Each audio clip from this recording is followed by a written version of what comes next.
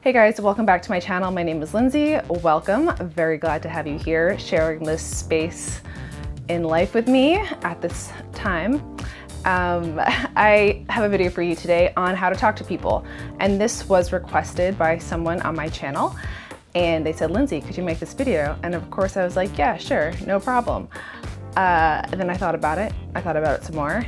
I kept thinking about it, and I realized that I'm probably one of the worst suited people to make a video on this subject, considering it's something I still work on to this very day.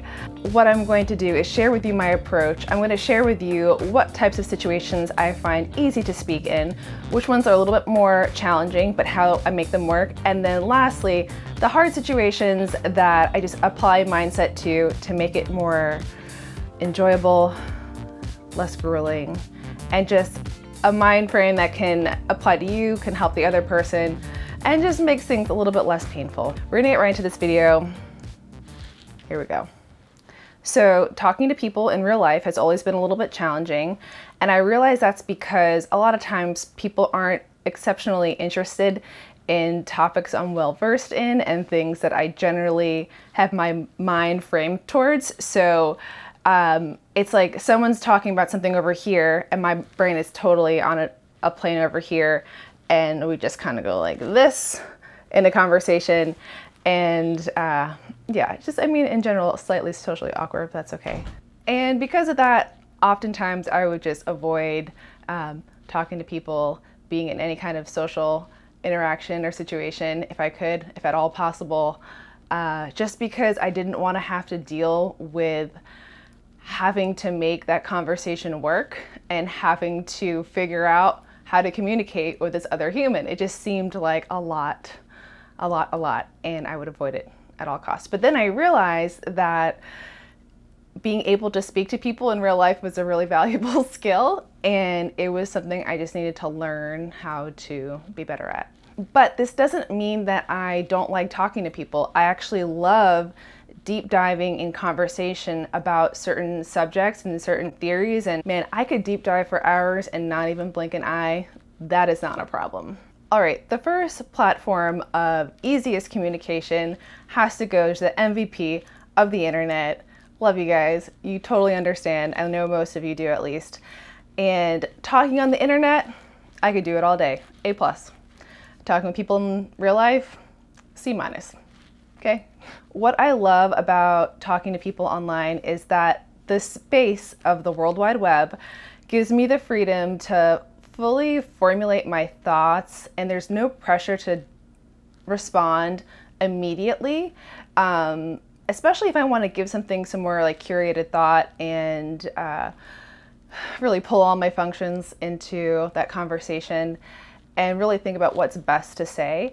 There's no pressure to do that immediately, and also the act of writing something out and fully being able to formulate on paper in the sensory world the things that are happening in my mind, it's really, really nice. And having that time and freedom to do it that way, it's wonderful. I'm good at that. So moving on. So when can talking to people in real life be easy?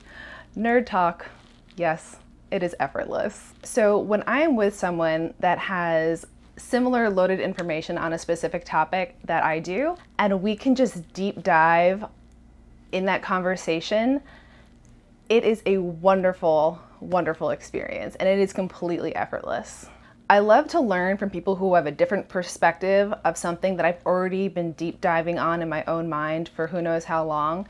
And when I'm able to see through their perspective and they're able to see through mine, it's kind of like this joint learning experience where we're able to bounce ideas off each other and, you know, look at things through a different lens of the other person, which is always going to be slightly different, but we can just kind of dig apart that same thing. I have a friend with whom I can deep dive on conversations related to augmented reality and the simulation that is life and personality theory. And we could just go and roll on these subjects again for hours. 3 hours will pass and I'll blink my eyes and not even realize that time span has gone. Again, the conversation will be super effortless. I mean, who can just talk about the applicational differences of TI versus TE for hours? I could. Plotting world domination for fun? effortless.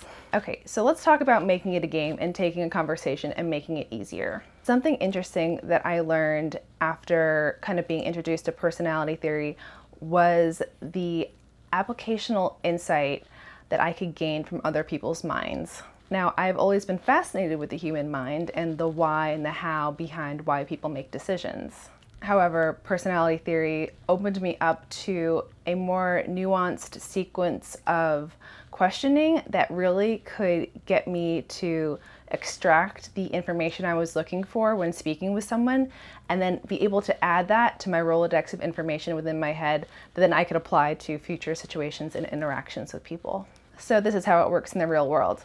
If I'm meeting someone and I am forced into a conversation, or I hate saying forced, but sometimes it's just, you're just forced into a conversation, and they are open and vulnerable and can be genuine and authentic, and I'm able to kind of pick their brain about certain things, I just love being able to go in there and extract information.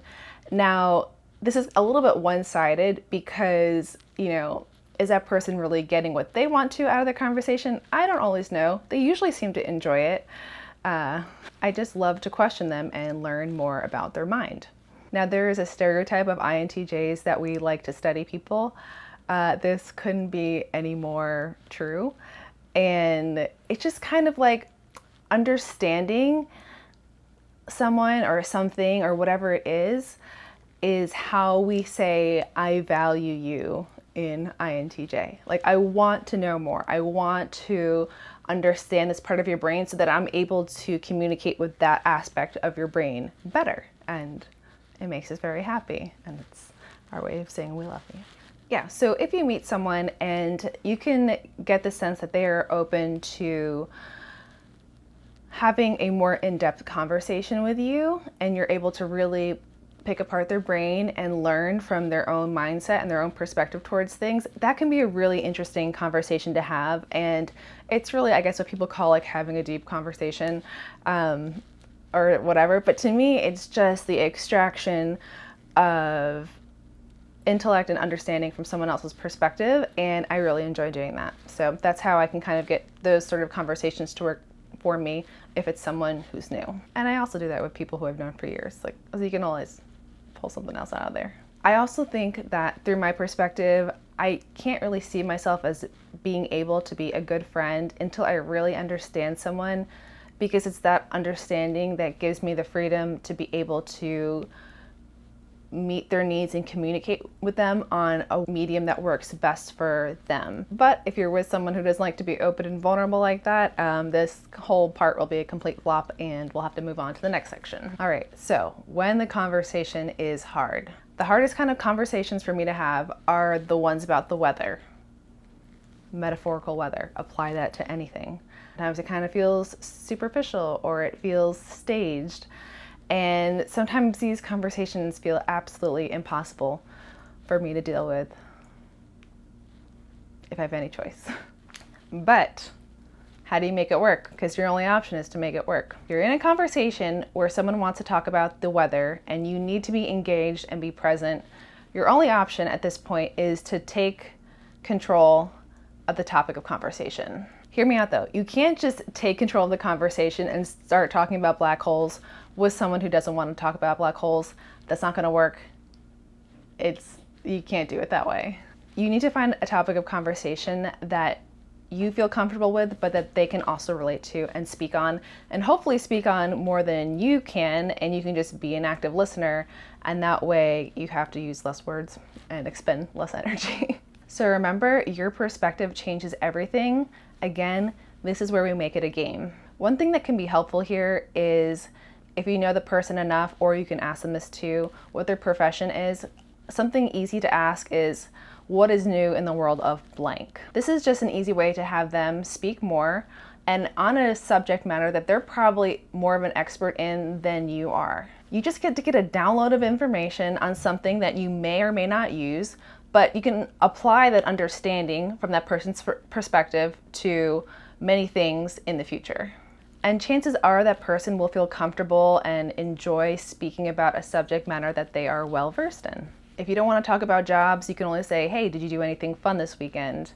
And see what they say, and then just extract one little tidbit that seems interesting to you on whatever they say, and just say, oh, it sounds like you really enjoy blank. Tell me more about that. All right, and this is where I get real with you guys. So one of the biggest misconceptions of people who deem themselves as smart or intelligent is the idea that they can't learn from people who are not as smart in the same ways that they are smart. If you think you're so smart and you're just wasting your energy listening to someone who you don't deem as smart as you are, you're the one who's actually not as intelligent in this situation. One of my favorite sayings is that everyone is brilliant in something. Make it your quest in those hard conversations and hard situations to find out what that person is brilliant in, and then let them teach you.